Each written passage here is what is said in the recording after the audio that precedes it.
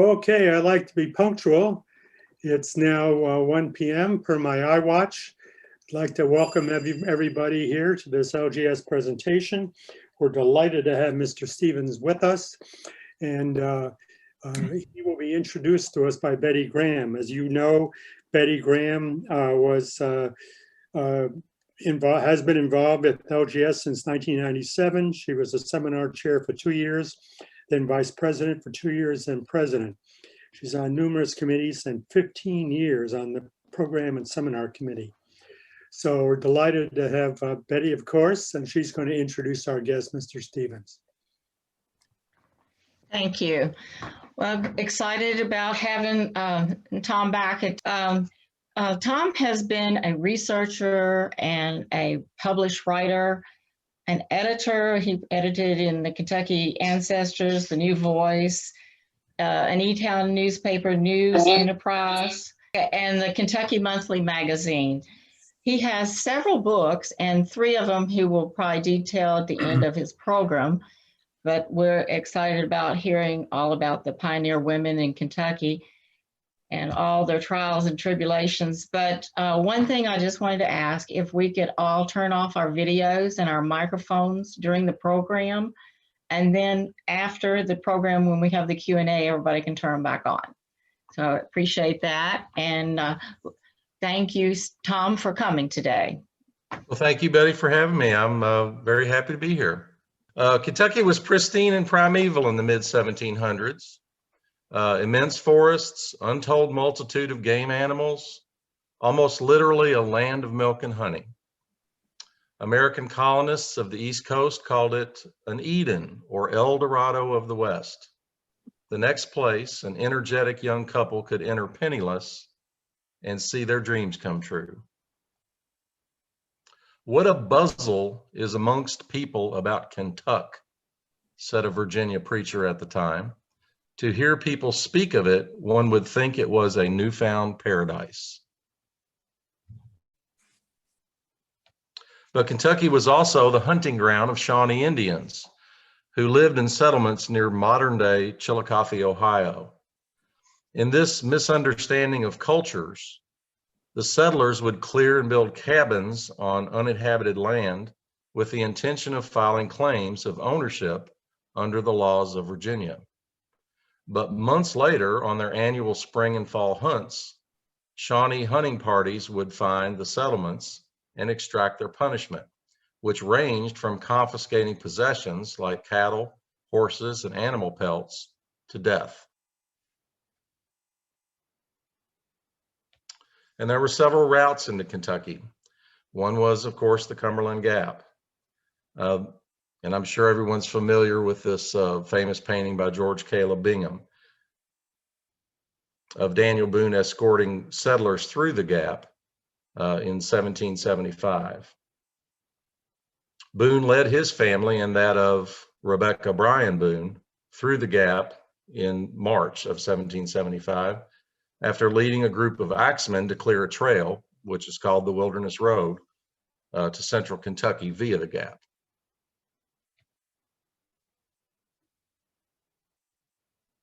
It was 800 miles from Philadelphia to Cumberland Gap.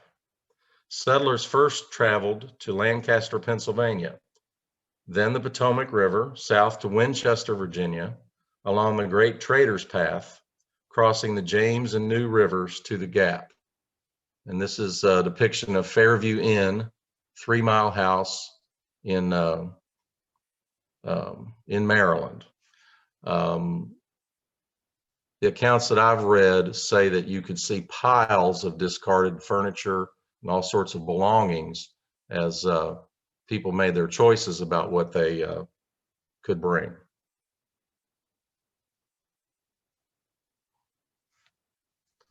Conestoga wagons were one of the ways that people got to Kentucky overland.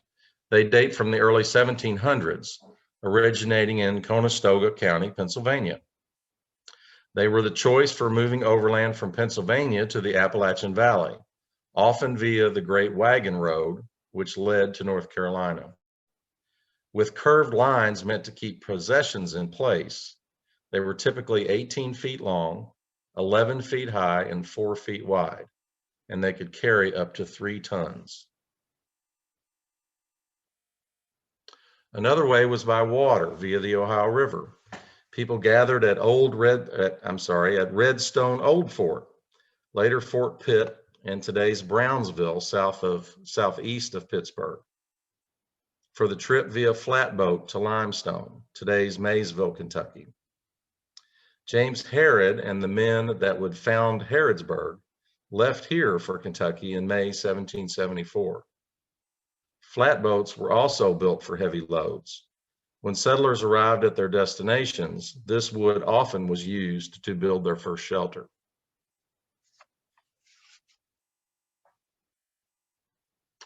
All this moving, as we've said, required making choices, and it was well known that women who traveled to Kentucky often had to sacrifice all but a few treasured possessions to make the trip. A woman named Mary Walker Holloway brought a Chinese punch bowl from Virginia. Mrs. Calmes here, despite her choice in portraitist, enjoyed luxury, and this painting of her in 1806 is often used as an example of what women brought to Kentucky with them. Her husband, a brigadier general and veteran of the Revolutionary War and the War of 1812, as well as a French Huguenot, was one of the founders of Woodford County and was instrumental in naming the town of Versailles. The Boones and Bryans are quite representative of early Kentuckians, though they were both from Quaker families. Rebecca Ann Bryan was born in 1738 near Winchester, Virginia. She had 13 siblings or half-siblings. She grew to be about as tall as Daniel, who was 5'8", and was said to have been a pretty woman with dark hair and eyes. She met and married Daniel Boone because their families had moved near each other in the Yadkin River Valley of North Carolina. In fact, Daniel's sister, Mary, married Rebecca's brother, William. Daniel and Rebecca were married by Daniel's father, Squire Boone, in 1755. He was 22 and she 18. Almost immediately, she agreed to take in 2 of Daniel's orphan nephews. It was common for a woman to have a child about every other year, but Daniel's habit of extended hunting, exploring, and surveying trips altered this. In all, Rebecca bore 10 children over 25 years. The couple's first home was a 1-story log cabin near her family in North Carolina, where they remained for 10 years. She ran her household, made clothes, tended a garden, and kept her children fed, all the while passing on her skills to the children, who began helping as they grew. When Daniel was away, she had even more to do. From 1775 to 1783, the Boones moved back and forth from Kentucky to North Carolina as the fortunes of the war changed. Hampered by endless land lawsuits, the Boones left Kentucky for Missouri in 1799.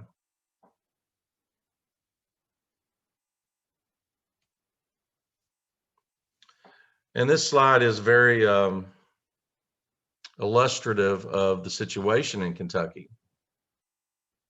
Harrodstown, a series of log cabins on either side of a frontier path, was founded in the spring of 1774 by 32 pioneers led by James Harrod.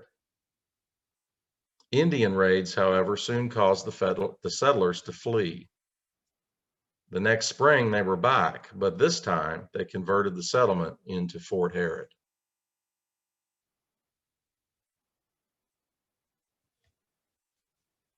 The process was called stockading up and involved felling trees, then fashioning them into straight poles, usually 15 feet long and sharpened on one end. The poles were then placed sharpened side up in a 3-foot deep trench, and the surrounding earth was tamped down. In a month's time, a stockade fence 12 feet high was said to have been virtually immovable, providing security to those attempting to settle nearby. The members of each station came to the aid of another in trouble. Stockades were an effective defense against any small arms attack and were used throughout Kentucky.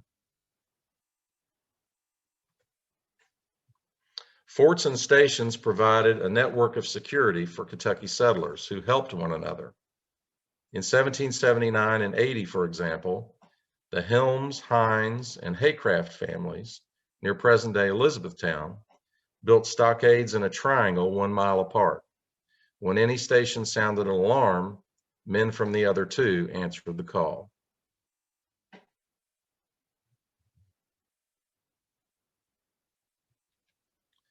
Settlers with their wives and children inside a fort would leave as members of surveying parties to find land and satisfy the requirements for recording a claim. They often did so at the risk of their lives.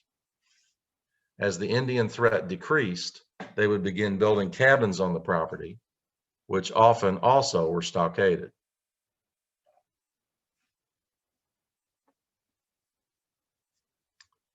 The cabinet left, pictured in 1910 near High Bridge in today's Jessamine County, was thought a century ago to be once have belonged to Daniel and Rebecca Boone before they left Kentucky for Missouri.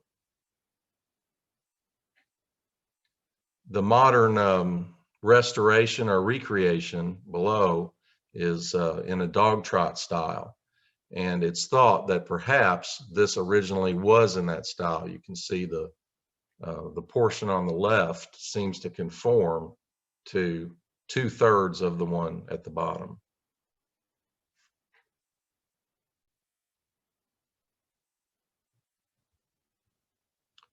Forts and stations were often interchangeable, but families at times stockaded even a single cabin. As you can see, Fort Boonesborough and Floyd Station are virtually identical and were built about the same time.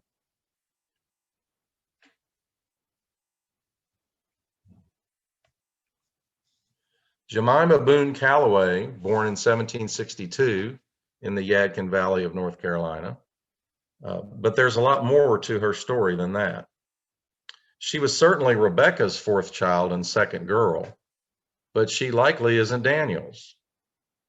Boone, gone for almost 2 years during what is today known as the Anglo-Cherokee War in Tennessee, Alabama, and Mississippi, was reported killed, and Rebecca had a child with his brother Edward, known as Nettie.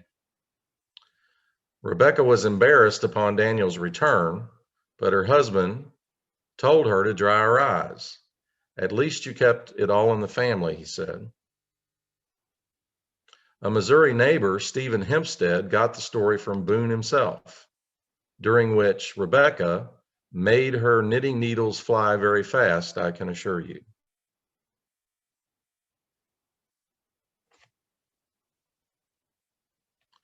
Jemima, along with Betsy and Fanny Calloway, were the girls abducted by Cherokee and Shawnee warriors during near Fort Boonesborough in July 1776.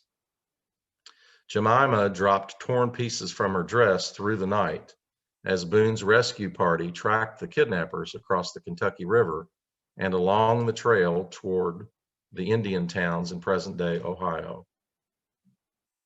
The Kentuckians attacked counter to Boone's order on the morning of the third day, killing one abductor and injuring 2 others. The remaining warriors fled. Jemima would marry the Calloway girl's brother, Flanders, who was one of the rescue party. The couple would have at least 9 children, and the story was the inspiration for a similar scene in James Fenimore Cooper's novel, Last of the Mohicans.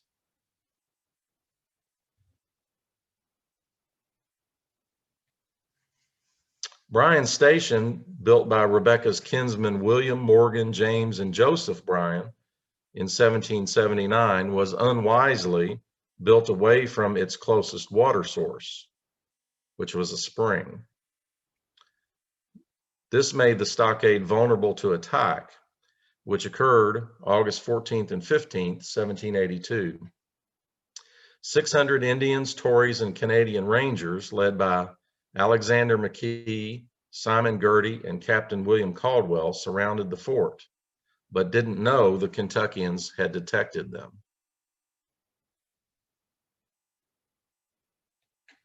Knowing they must act normally to allow time for help to arrive, 26 women and girls led by Mary Polly Hawkins Craig left the fort to obtain water from the nearby spring, as they had every other day, knowing their enemy was steps away. As soon as the women entered the stockade, the settlers opened fire, finally being relieved by men from Lexington late in the afternoon. Without artillery, the attackers couldn't breach the fort and left in disgust. And that was the value of stockades. This is a memorial to the Bryan Station women, which was built around that spring.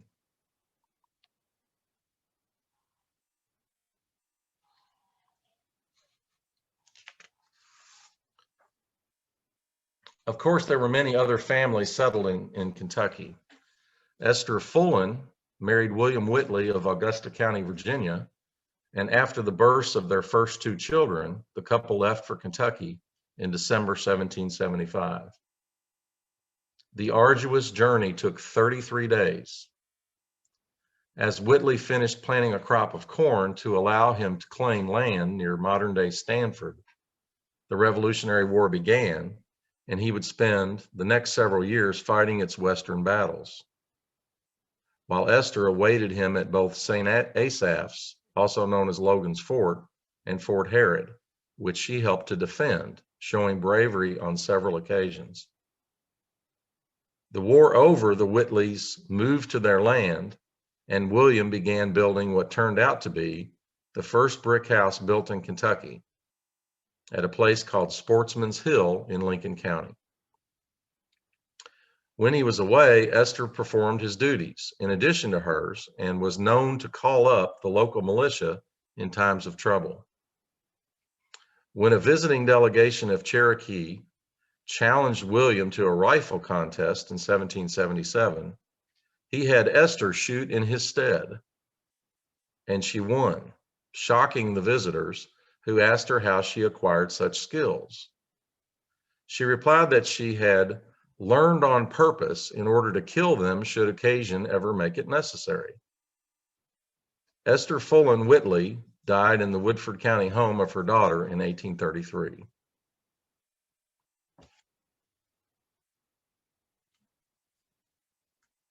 This early Jefferson County map bears the title elsewhere, Fine Cane Land. John Floyd of Virginia built Floyd Station on a 2,000-acre tract in 1779 near present-day St. Matthews. Floyd, his wife, and young son, along with several members of their extended family, at the place he called Bear Grass, is where he built. 10 families had joined them by 1780, among them that of future Vice President Richard Mentor Johnson, who was born there at Floyd Station in October 1781. Floyd, a militia colonel and Jefferson County lieutenant, which meant that he was in charge of the safety of the county, died on April 10, 1783, after spending nearly 2 days in agony, the result of an arrow wound while traveling to Bullett's Lick. In 1812, his widow, Jane Buchanan Floyd, had herself buried in the scarlet coat he had been wearing when mortally wounded.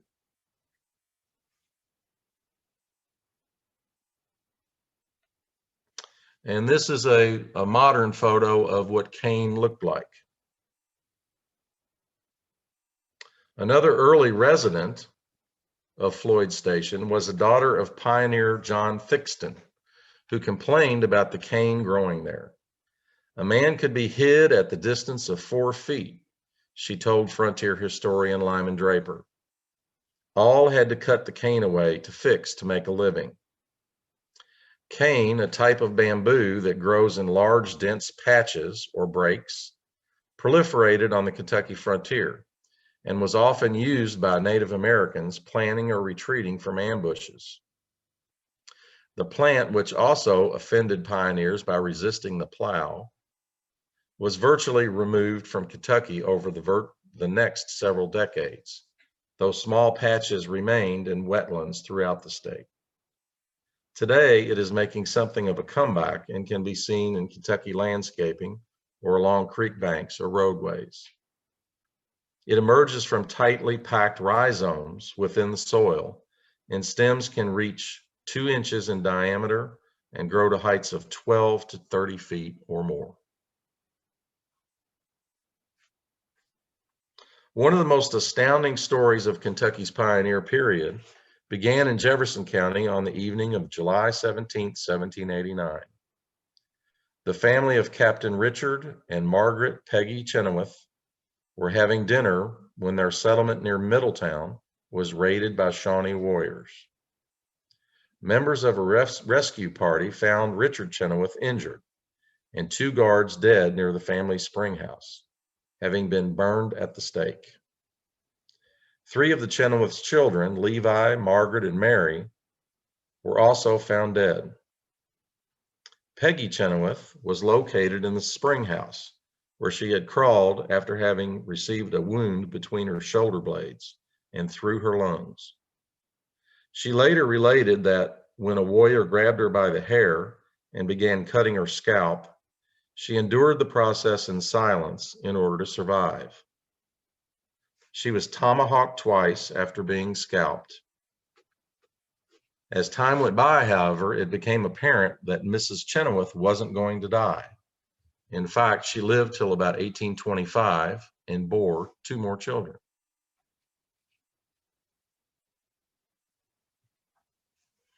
Another raid involving a Kentucky woman occurred in the summer of 1791, when tribesmen encountered a Nelson County cabin owned by the Merrill family.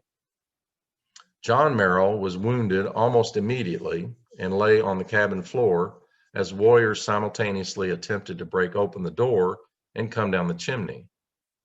Mrs. Merrill sprung into action, hacking the invaders with an axe, while simultaneously burning a feather bed in her fireplace to keep the others at bay. Ever afterward, she was remembered by the Shawnee, who called her Long Knife Squaw in tribute to her bravery. These are just 2 examples of the bravery women during those perilous times. During an attack on Knife Station, 3 women prevented warriors from opening a door in the floor. One, a heavy woman, sat on the door while the 2 others poured boiling water through the cracks in its planks. Another, Hannah Woods, severed an attacker's arm with an axe. As we have seen, Indians respected bravery. Cephas Washburn, a Cherokee elder, recalled seeing a settler successfully repel an attack because his wife kept him so well supplied with loaded guns. She was a man, Washburn said, and worthy to sit at the council fire with the wisest chiefs.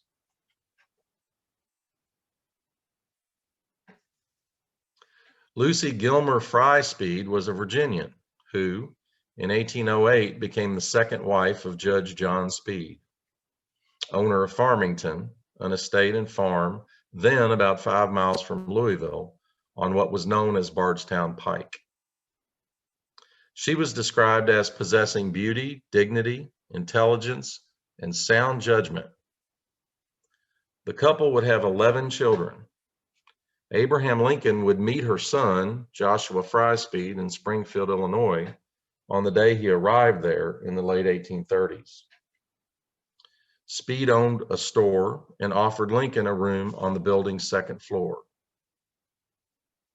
After Lincoln broke off his engagement to Mary Ann Todd, in 1841, Speed invited him to Farmington, where the Illinois lawyer spent the better part of 2 weeks.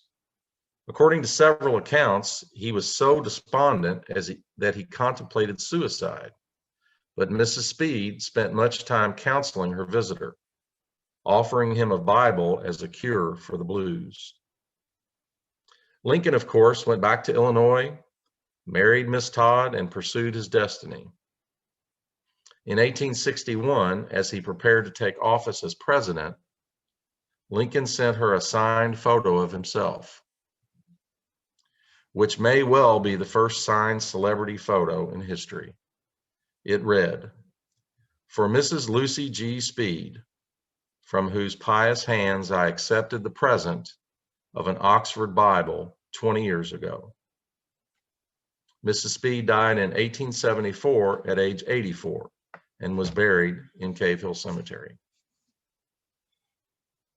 This is a little bit of Miss Speed's garden.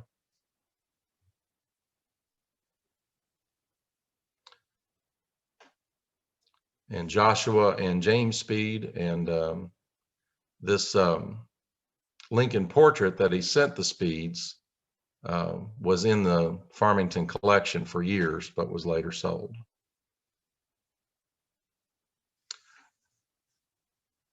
And Betty talked about several books that I've done. The one on the right was First. I did that about the firsts in the history of University of Kentucky sports, first All-Americans, first football, basketball teams, things like that. The second one is in the middle, called True Bluegrass Stories, and represents a lot of the research I've done over the years in Kentucky history, not only at the Kentucky Historical Society, but at my time in working for Kentucky Monthly. And this last one, The Civil War, on the left, The Civil War Game Changers, was published in 2019. And again, it's a lot of things that came from Kentucky Monthly, but I think I added 5 chapters and some additional research.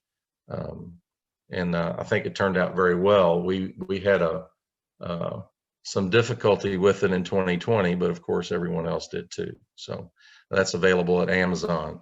And if you have any questions about any of those, you can contact me at tomstevens337@att.net. And I'd be happy to answer any questions that anyone has. Before you start, before we have the questions, I just wanted to thank everybody for coming. It looks like we have people from all the way from California, all on the West Coast, and all the way to here. So there was a lot of people in between. So that's great. And I want to invite people to another program next month that we'll have with Bob Hill on the Parklands, the treasure of Floyd's Fork. So we also will enjoy some more time with you, but I wanted to get that in before some people get off so they would hear it. I know that we are limited with having you here or not being in person. So when we do have our in-person meetings again, maybe we can have a book signing if people order these from you. Oh, I'd love to do that. Yes. That would be a nice thing to get to know you and see you again. So that, and absolutely, maybe you can come back and talk to us about the Civil War Game Changers too. I'd look forward to that. Okay. Does anybody have any questions? I didn't see any on chat, except they wanted to know if you had a handout, but I didn't think that you had mentioned that. No, ma'am. Okay. Does anybody else have any questions? I do. Okay. Okay. Have you heard? You can turn on your video, Donna. Oh, okay. Oh, it says that the host has stopped it. Oh, okay. Okay. Anyway, I was descended from Jane McAfee. I wonder if you've heard about the McAfee family in Mercer County. Jane McAfee left her husband in Virginia and went to Kentucky with her son. And in some places, she's known as the pioneer of Kentucky, maybe just in the family. But anyway, that's my comment. Yes, I've read the accounts. There were, I think it's been reprinted as a book recently, but one member of the McAfee family did a sort of a, I guess you may call it a family memoir. It involves a lot of research, but also a lot of family papers for the McAfees. And it appeared in the Register of the Kentucky Historical Society, which I helped edit in the 1990s and 2000s. And so I did a lot of reading. Very interesting family. And my daughter went to Center College, and I would always drive past their station and land there and would see the historical markers. I had an ancestor who named Anderson Gray from Grayson County, who it was reported had a series of debates with one of the McAfee descendants in the Kentucky General Assembly, and I was really intrigued by that. I think they were arguing over banks. Well, I thought it was an interesting story, and they didn't even know they were descended from the McAfees until I found out. So it was kind of fun.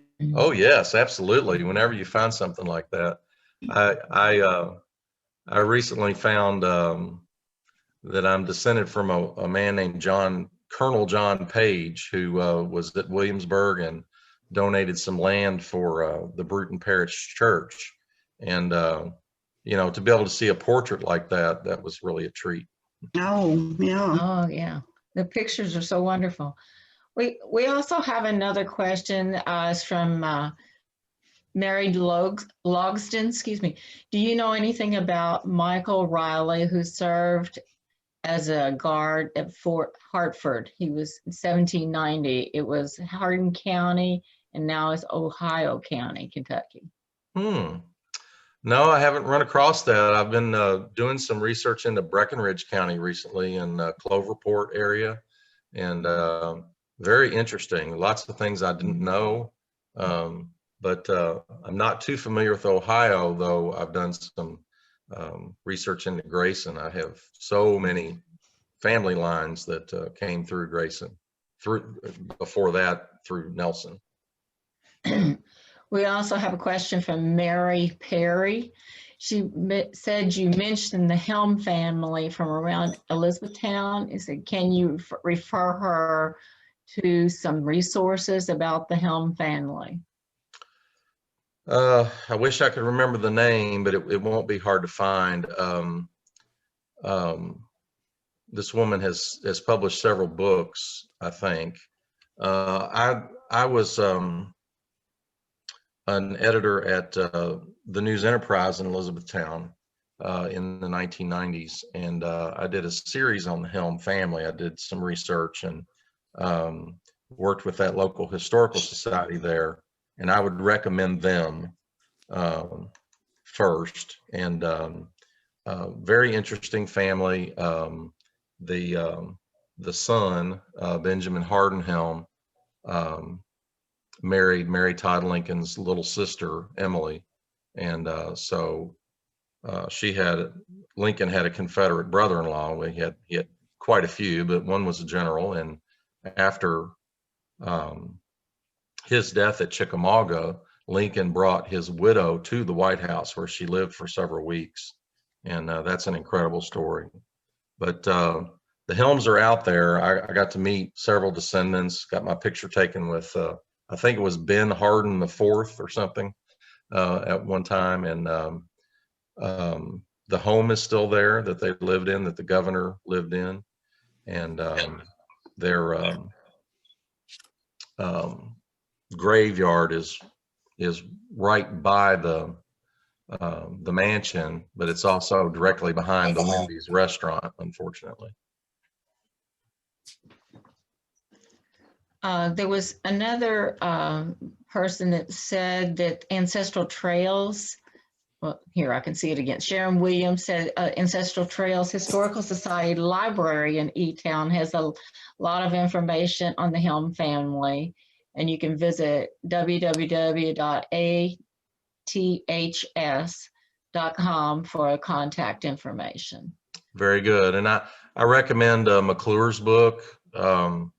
It's Kentucky encyclopedia size book of just Elizabethtown and Hardin County, and he spent a great deal of time and effort on his research, and there's quite a bit in there in addition to Haycraft's history of Elizabethtown. John Bradley wanted to know if you have any letters or diaries, or know if the early Kentucky women survived any of the letters or diaries.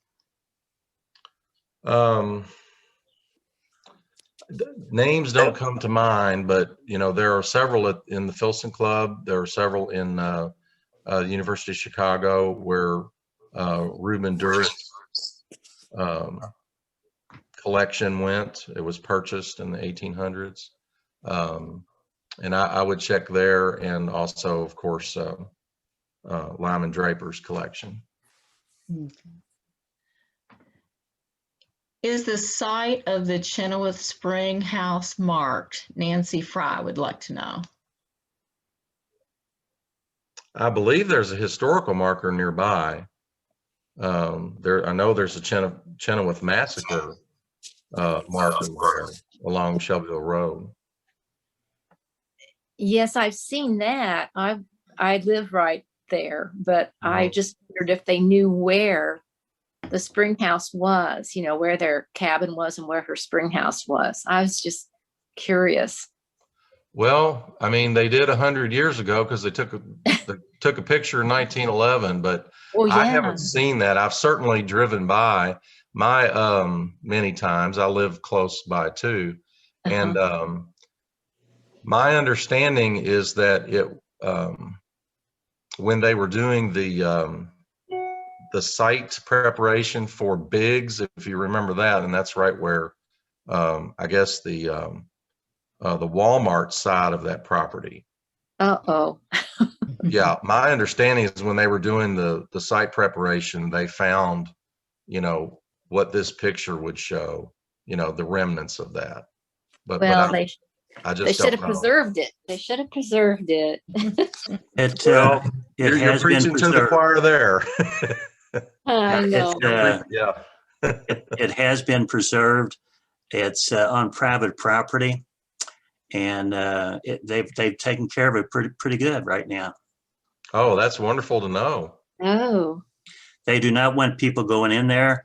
I'm a member of the Middletown Museum, and there was a group of us going. I was a little late, so I didn't get to see it, but they said it's in real good shape, and it's a quarry out there is what it is, and it's real close to the railroad track, and there's a fence that you can't get in there to see it.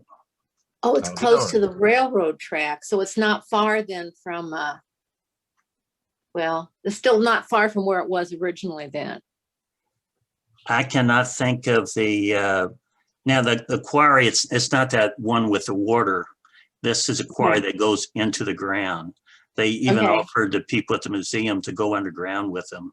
I forgot how long it was, but some people didn't like getting in the closed walls like that, so they didn't go. But they took some great pictures, and if you want to send me your email, I can send you some pictures. Thank you. I will send that to you. I don't know who you are. I'm sorry. Yeah, because I show up a little genealogical.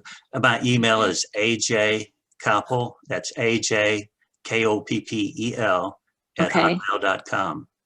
At what? At hotmail.com. Hotmail. Okay. AJ Koppel. Okay. Yeah, anybody wants some pictures, they can send me an email. Thank you. That'd be great. Thank you very much. If you look in the quarterly, well, it might have been in the last one, I don't know, with your email on it, was it, Jack? In the front of the quarterly? Yeah, they are, if you go online, but if you have an old copy, just look at the inside cover and it's there. Okay, great. Thank you very much. Nancy, Pat Meyer said that she's been to the Filson Society, but you do not need special permission to go see it. It is well preserved. Very nice. Okay, I've missed a few of these questions here, I see. Okay, that's what I was looking back. Nancy Roberson said that Filson Historical Society, and I said that wrong, it's Robertson. Website is www.filsonhistorical.org. And Nancy, if you want to unmute at the end of this, if you want to talk about the workshop coming up, if you want to advertise that. Marsha Lee Harlow said, do you know of any Lynn family in Kentucky? That's Lynn. My fourth great grandparents were buried in Cave Hill in the 1850s. They had at one time lived in Mitchell, Indiana. No, I'm not familiar. I'm sorry. Okay. And John Bradley wanted to know did religion play a role in the lives of the early Kentucky women? Well, it certainly did concerning the Baptist church, because there were so many, it just fragmented in so many ways. Women's lives reflected what was going on in Kentucky with Cane Ridge and sort of the reestablishment of religion after sort of being comparatively irreligious during colonial times. But, Kentucky was a center for that. And, it reflects, how fragmented things became. One of my ancestors, I think, was a farmer, and there was some sort of a dispute on predestination or something. And he kind of started his own church, and then it kind of branched off as well. And he later moved to Missouri because I think his views were unpopular. So he had to leave Kentucky. Oh, me. Jane Norman wanted to know if she said Jane McMichael was her sixth great grandmother. Please repeat where the recent McAfee article was posted. As I said, I think that you can find that as a published book. I've seen that recently. We had it in Kentucky Ancestors in about 2007 and 8. Much of Kentucky Ancestors is now online, and you should be able to find it that way. I think it's Robert McAfee's reminiscences, and he remembered being in Virginia, I guess, and his father and uncles deciding to move to Kentucky, and then all of the things that happened regarding that up until his political career.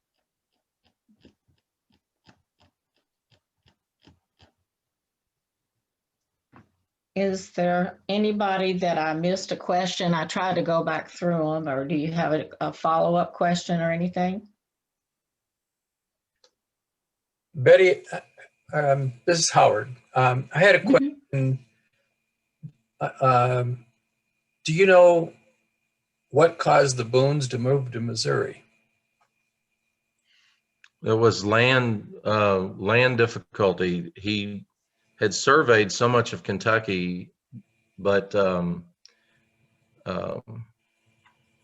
Kentucky was after the pioneers, Kentucky was a lawyer's paradise. That's the reason why Henry Clay came to Kentucky from Virginia, because the litigation involving all of the land disputes kept those people wealthy.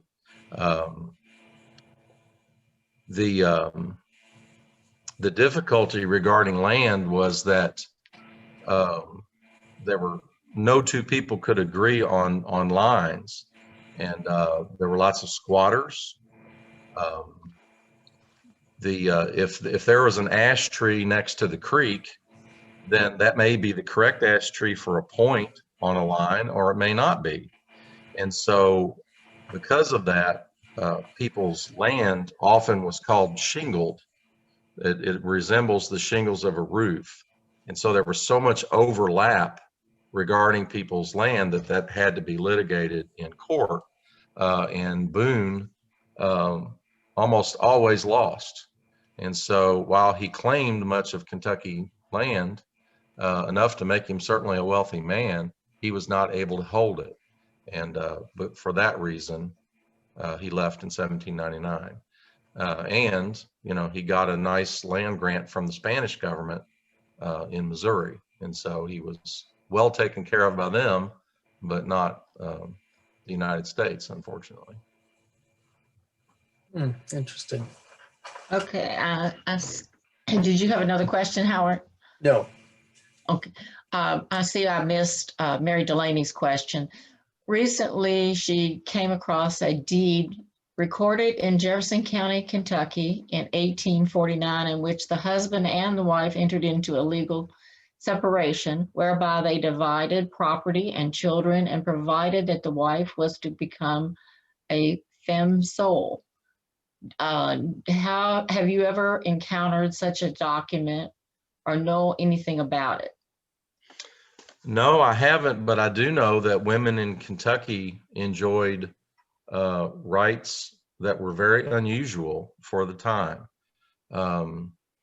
They had the right of dower. They retained control over the property that they brought into a marriage, which was unusual for that time. And as a matter of fact, even in, you know, the earliest time in Kentucky, under Kentucky's government, if a couple showed up to record a deed, they had to be separated by the officers of the, you know, the land office or whatever officialdom, and the woman had to be asked if she consented without being under control of her husband. And so my understanding is, you know, these rights were pretty unusual, and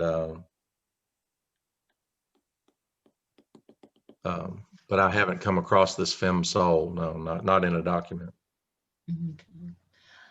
Beth Bryce mentioned that land disputes were one of the reasons that the Lincoln family moved to Indiana. Do you have anything else to say about that portion? I think that's true. You know, the old story about Thomas being illiterate and all of that has been proven to be untrue.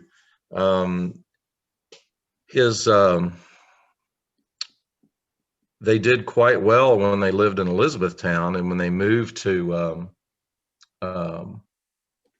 near Hodgenville, I think he had difficulty getting clear title, and that was the thing that was a challenge for most Kentuckians. You could get and hold a piece of property, but you were just constantly being sued by people who could show that they might actually be the owners of a portion of your land, and so you were just kind of picked apart. And I believe that Thomas was disgruntled over that, the inability to get clear title. But also, there's been some research about his difficulty with slavery, and as being one of the reasons. Okay. Pat Meyer said that isn't there some controversy about Boone, where Boone is buried? Kentucky and Missouri were claiming him. Yeah, I can speak to that. I was probably 12 years old when we went to the Femme Osage, where Boone had his settlement. Incidentally, the Boones loved to build pretty much like that spring house in that style, which in the old days was called freestone. We would I guess we would call it worked creek stone. They called it freestone. It was common in Scotland, but the Boones, whenever they had a choice, they would build in stone as opposed to brick. And so I believe there's a Boone house near maybe Exeter, Pennsylvania, that is very similar to the house that Boone built in Missouri on the Femme Osage. In the early 70s, when I was there, there was an older woman who had been there for a long time giving tours, and she was adamant that when the Kentucky officials showed up to bring the remains of the Boones back to Kentucky under an agreement between the two states, that they were misdirected. And so she said it, you know, the Boones were never moved. In John McFarrager's book, that doesn't seem to be the case. There were Boone relatives present. I can't remember if Nathan was present or if he wasn't present, but there were Boone family members, perhaps including Boone's own son, Nathan, when the graves were opened, who identified the remains. And so there's a lot of conjecture. There's a lot of state pride involved in this. And so I don't think we'll ever get to the bottom of it, but Farragut had a pretty good source for them actually being moved and now being in Frankfort. Okay. I wanted to mention there was Marilyn Skelton's chat. She said that her Hornback family traveled with Daniel Boone early on from West Virginia to Kentucky. Over time, they kept migrating west through Missouri, Oklahoma, Texas, and now California. Don't you think we should There's continue? no place else to go, is there? Well, she said, don't you think we should keep going to Hawaii? That sounds it's a little good. harder to migrate to there. When I used to take calls from people who would have similar stories, and I would ask them if they could see the ocean. And a lot of times they would say, no, but it's pretty close. Oh, Mary Delaney said the procedure where the clerk would separate a husband and wife and question the wife as to her consent to the deed they wanted to record, was the procedure based on statute or other provision of law? Do you know? Well, it was written into Kentucky law, and it was connected to the right of dower, D-O-W-E-R, which was Okay. the woman's property prior to marriage. Okay.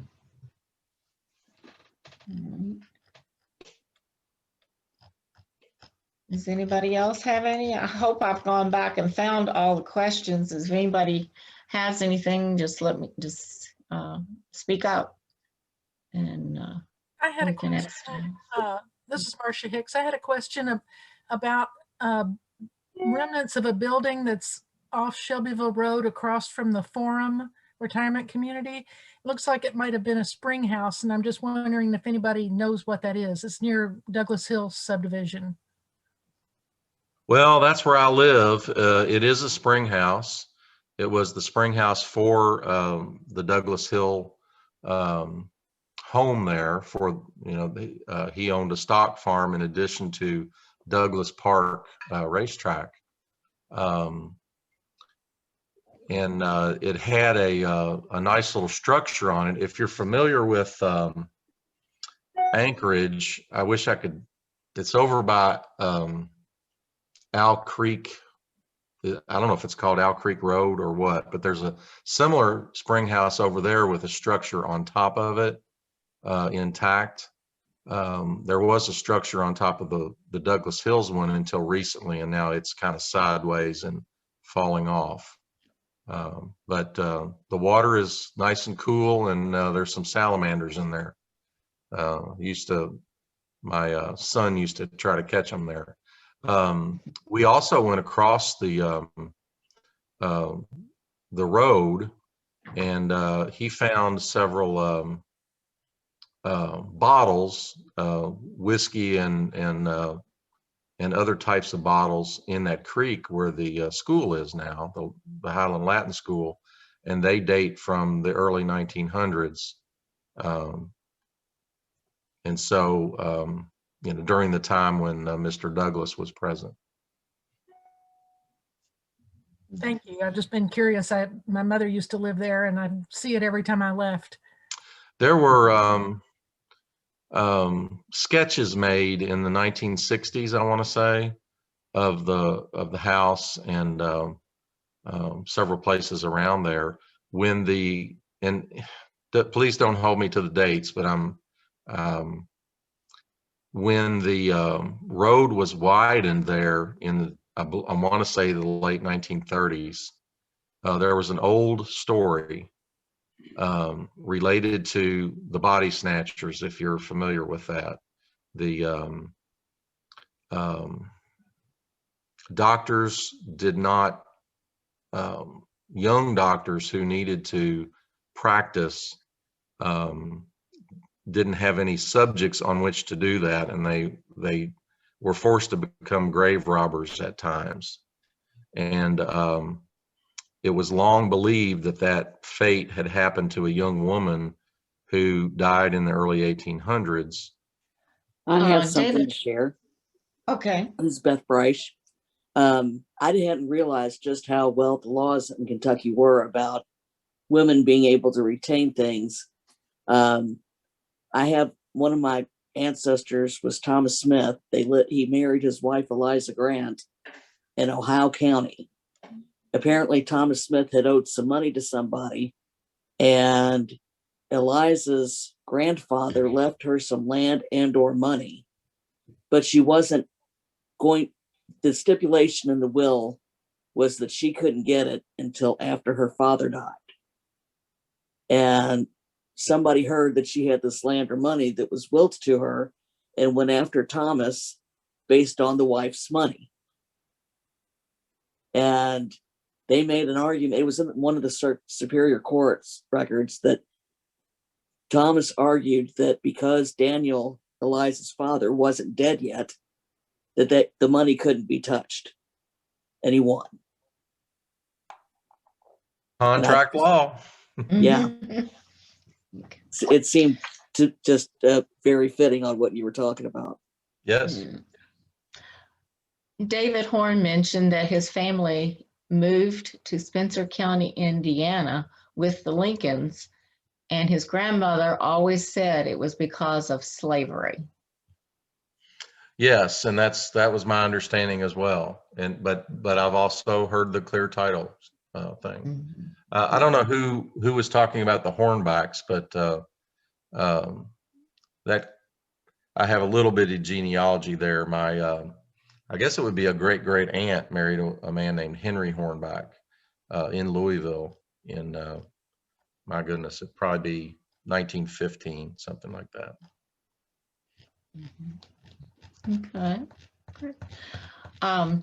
Deb Renard, do you want to speak on the FEMSOL, or you want me to just read what you put in? She may be tied up. She said that FEMSOL just means a woman alone, a spinster, divorcee, or widow. I think in the context of the separation, it just means that she had to remain unmarried to retain the divided property and children. So yeah, she had to agree to stay unmarried. Yeah.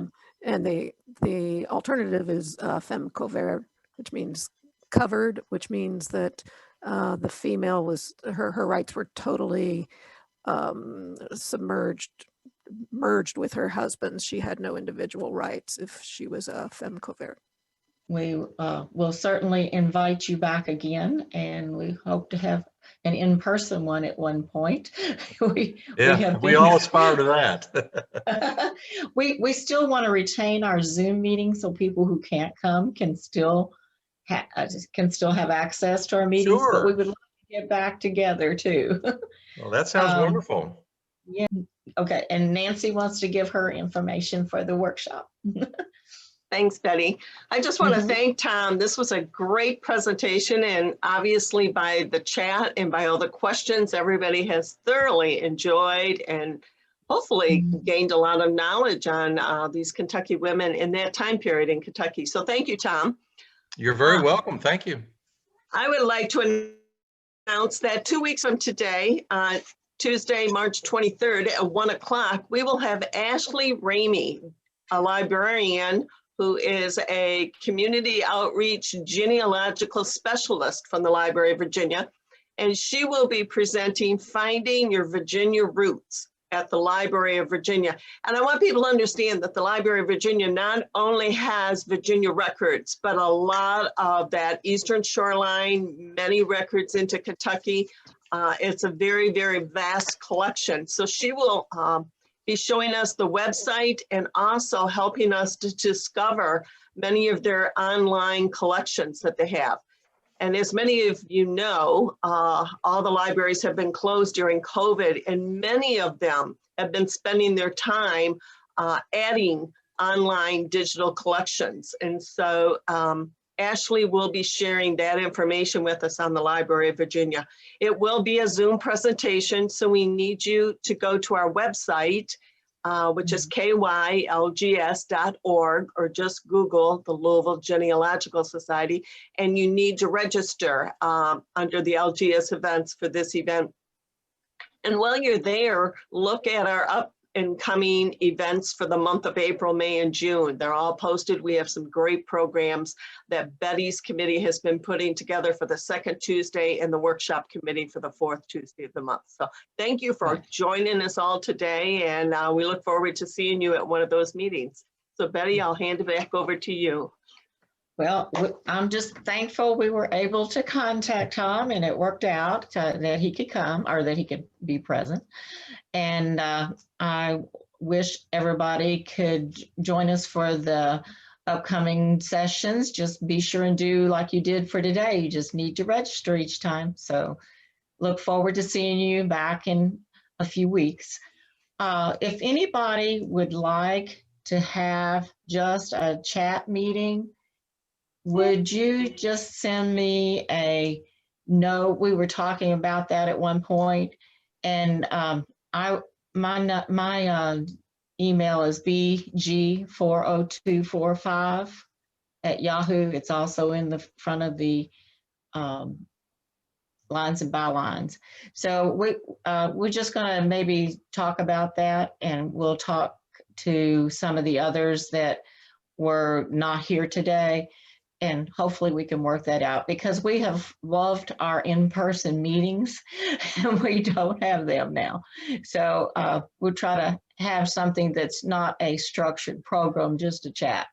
And if anybody else has a question, they can always email me. Thank you. We'll look forward to seeing you next time. Bye.